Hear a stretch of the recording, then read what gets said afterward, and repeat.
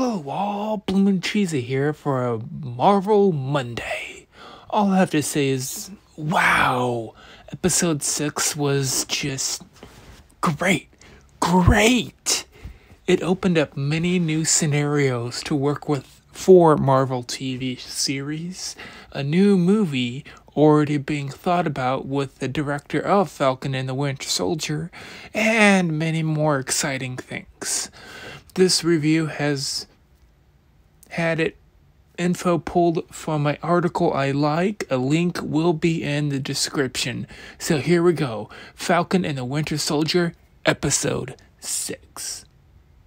We have a black Captain America, so what now? The finale of the Falcon and the Winter Soldier, one world, one people, saw Sam Wilson don the Captain America suit. The journey that audiences have seen Sam and Bucky Barnes following the conduction of Avengers Endgame has been rife with challenges, both psychological, physical, and psychological. Both men, by considering with history, theirs and others contending with, emerge better for having done so. On the surface, the finale seems to wrap up everything nice and neat.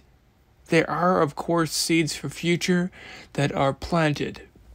More characters end up where the course of their arcs have been leading them all season, and in some ways it's uncommonly tidy for the MCU.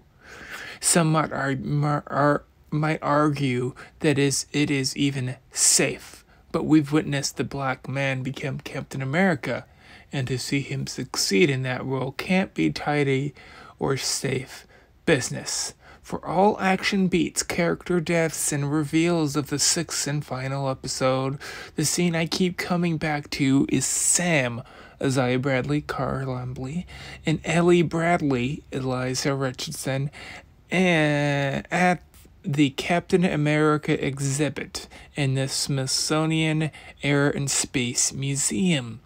Sam introduces them to a new part of the exhibit, a statue with Isaiah Bradley, and a display telling his history, and what a story it told.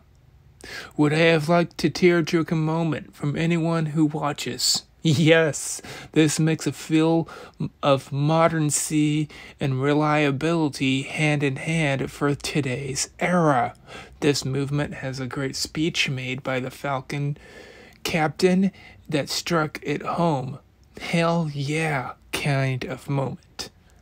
Still talking about that exhibit in the museum, reflected on the dozen African American soldiers who recruited against their will and without their consent, who were experimented on in the attempt to recreate the super soldier serum. Isaiah is visibly moved by this gesture and hugs Sam. But I think it's more important to reflect on the context of the larger significance of this scene. I don't believe that this exhibit itself, one housed within a government-administrated museum that stirs Isaiah. Though the words of Sam saying, "You will always be remembered. You will now always be remembered," rings a hard case. I think it's the understanding of what Sam's new role as Captain America can achieve. That is the main point. It's one thing to call on the government to create change, to implore people in the power to have empathy for those who are powerless, but it's another thing entirely to create change yourself. Sam's speech to the government officials and press is beautifully worded. The only power I have is that I believe we can do better. There is power in those words, without a doubt, and they harken back to Sam's comic book origins as the son of a preacher, so he knew how to sell words. He knew a thing or two about powerful words, but they are still just words, but he used them very inspirationally, very moving, and very impactful in places.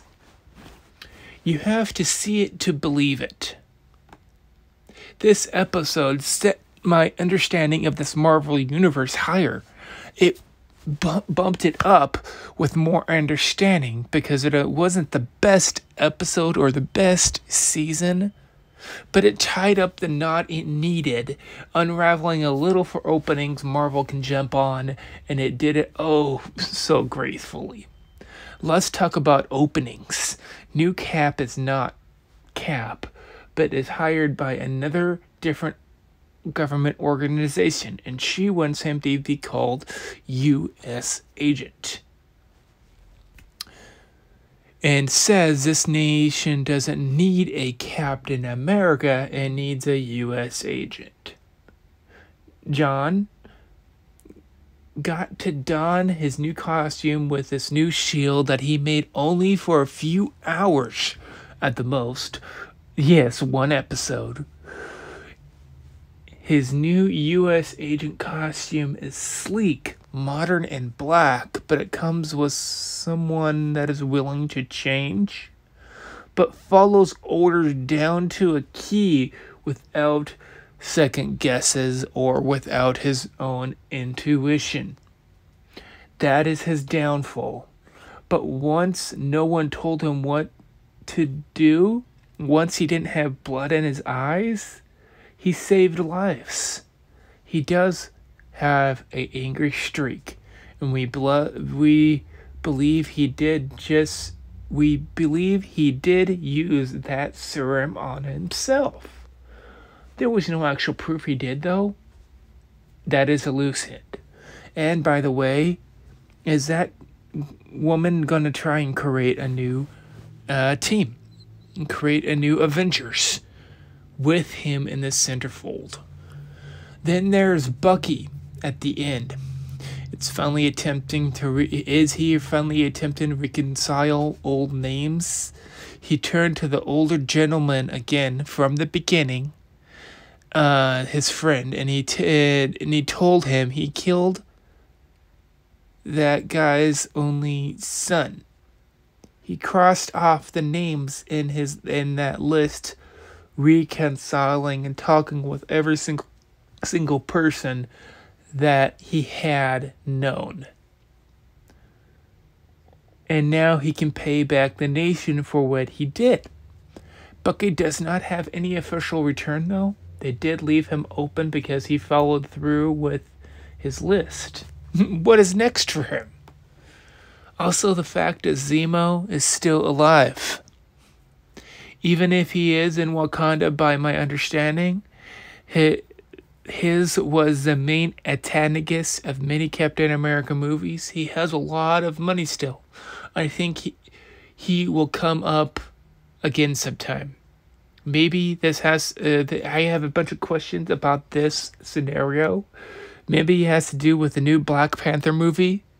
Maybe he has somehow escapes, tried to head another evil group.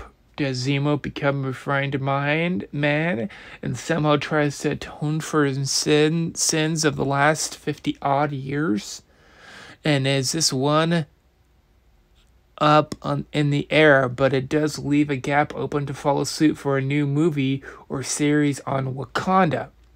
We want more Wakanda, so I want at least a little bit more Wakanda to happen. Almost done with my scenarios. That's left is open, and that is Agent Carter. And she became less and less likable the more you've seen her in this season, it seems. She has the power broker now. We know she has a lot of money, shown in her house earlier episodes. And now we know that she is officially a villain. After having this fight scene, her killing the man she called a terrorist, she goes off scot-free. The government invites her back into her fold of what she used to be, which was Agent Carter. And we hear her wanting to undermine the government, We hear her saying, "Start lining up buyers. Super Soldier might be off the menu, but we're about to have full access to government secrets, prototype weapons, you name it. Should be something for everyone." Earlier in this season, we found out who commissioned the serum. Who paid for this group they just fought against. All that was the power broker. That was her. We don't know who it was, but now we do. It's Agent Carter. Who else does she have up her sleeve? Or what else does she have up her sleeve? And how far is she willing to go? Lastly, this one most noticed at the end, that group is still alive. There was a few people left who were part of that group, and at the end, the coded catchphrase was said by the armed guard driver. He was one of them. What will become of this? Will there be a vendetta or ulterior motive from this group? Who is going to try to lead it, and who is the power players? And do they have any serums still? There was probably a lot I didn't touch on. If so, please say so in the comments. Please like, comment, and subscribe. Blindman, she's out of here.